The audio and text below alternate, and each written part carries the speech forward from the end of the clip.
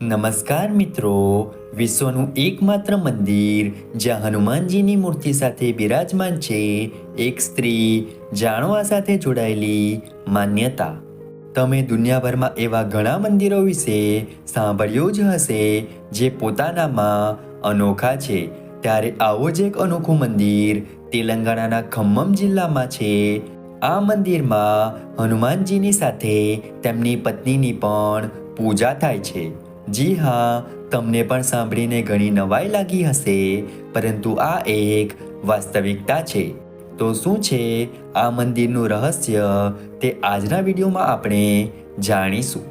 હનુમાનજીના લગ્ન સૂર્યદેવની પુત્રી સાથે થયા હતા. સામાન્ય રીતે આપણે બધા જાણીએ છીએ કે હનુમાનજી બાળ બ્રહ્મચારી હતા. તેમણે જીવનભર બ્રહ્મચર્યનું પાલન કર્યું અને તેથી જ બ્રહ્મચર્યનું પાલન કરનારા લોકો તેમની પૂજા કરે છે. પરંતુ તેમના લગ્ન થયા હોવાની વાતો પણ ઘણી જગ્યાએ પ્રચલિત છે. એવું કહેવાય છે કે હનુમાનજીના લગ્ન સૂર્યદેવની પુત્રી સુર્વચલા સાથે થયા હતા. પરાશર સંહિતામાં પણ તેમના લગ્નનો ઉલ્લેખ છે. તેલંગાણાના ખમ્મમ જિલ્લામાં સ્થિત આ પ્રાચીન મંદિરમાં હનુમાનજી અને તેમની પત્ની સુર્વચલા બંનેની પૂજા થાય છે.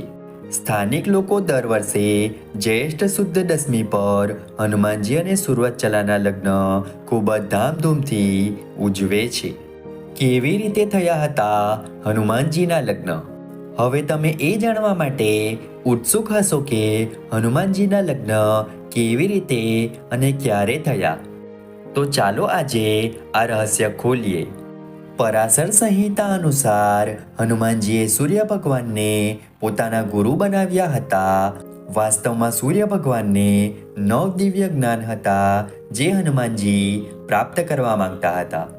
જો કે સૂર્યદેવે તેમની 9માંથી 5 વિદ્યાઓનું જ્ઞાન હનુમાનજીને આપ્યું હતું, પરંતુ તેઓ બાકીની 4 વિદ્યાને લઈને ચિંતિત થઈ ગયા હતા. વાસ્તવમાં બાકીની 4 વિદ્યાનું જ્ઞાન મેળવવા માટે શિષ્યનું લગ્ન કરવું જરૂરી હતું, પરંતુ હનુમાનજી બાળ બ્રહ્મચારી હતા. ત્યારે આ સમસ્યાને દૂર કરવા માટે સૂર્ય ભગવાને હનુમાનજીને એક ઉપાય સૂચવ્યો અને તેમને લગ્ન કરવા માટે કહ્યું. હવે હનુમાનજી પણ ધાર્મિક મુસીબતમાં પડ્યા, કારણ કે તેઓ સૂર્ય ભગવાનની પાસેથી જ્ઞાન મેળવવા માંગતા હતા, પરંતુ સાથે જ તેઓ બ્રહ્મચારી પણ રહેવા માંગતા હતા. જો કે ઘણી સમજાવટ પછી હનુમાનજી લગ્ન કરવા માટે રાજી થયા. જ્યારે હનુમાનજી લગ્ન કરવા માટે તૈયાર હતા, ત્યારે તેમને યોગ્ય છોકરીની શોધ શરૂ થઈ, જે સૂર્ય ભગવાનની પુત્રી સુર્વચલા સાથે સમાપ્ત થઈ. સૂર્ય ભગવાને હનુમાનજીને તેમની પુત્રી વિશે કહ્યું કે સુર્વચલા અત્યંત તપસ્વી અને તેજસ્વી છે અને ફક્ત તમે જ તેની તેજસ્વીતાને સહન કરી શકો છો. સૂર્યદેવે હનુમાનજીને એમ પણ કહ્યું કે લગ્ન પછી સુર્વચલા ફરીથી તપસ્યા કરશે, જેના કારણે તમને દેવી જ્ઞાનની પ્રાપ્તિ થશે અને તમારું બ્રહ્મચર્ય પણ જળવાઈ રહેશે. આ બધી વાતો જાણ્યા પછી હનુમાનજીએ સુર્વચલા સાથે લગ્ન કર્યા અને આ કારણે તેમના લગ્ન થઈ ગયા અને તેમનું બ્રહ્મચર્ય પણ ભંગ ન થયું. હનુમાનજીના આ મંદિરના દર્શન કરવાથી પતિ પત્નીના સંબંધમાં નિકટતા આવે છે. હૈદરાબાદથી લગભગ 220 કિલોમીટરના અંતરે આવેલા આ મંદિરમાં હનુમાનજી અને સુર્વચલા દેવી બંનેની મૂર્તિઓ સ્થાપિત કરવામાં આવી છે. એવું કહેવાય છે કે જે પણ આ મંદિરમાં હનુમાનજી અને તેમની પત્નીના દર્શન કરે છે, તેના તમામ દુઃખ અને પીડા દૂર થઈ જાય છે. શનિવાર અને મંગળવારે હનુમાનજીની પૂજા કરવી જોઈએ.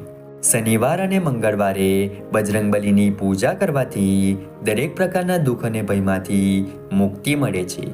અઠવાડિયાના આ બંને દિવસોમાં હનુમાનજીના મંદિરમાં જઈને ચમેલીના તેલ, સિંદૂર અને ચણાના લોટના લાડુ ચડાવવાથી મનવાંછિત ફળ મળે છે.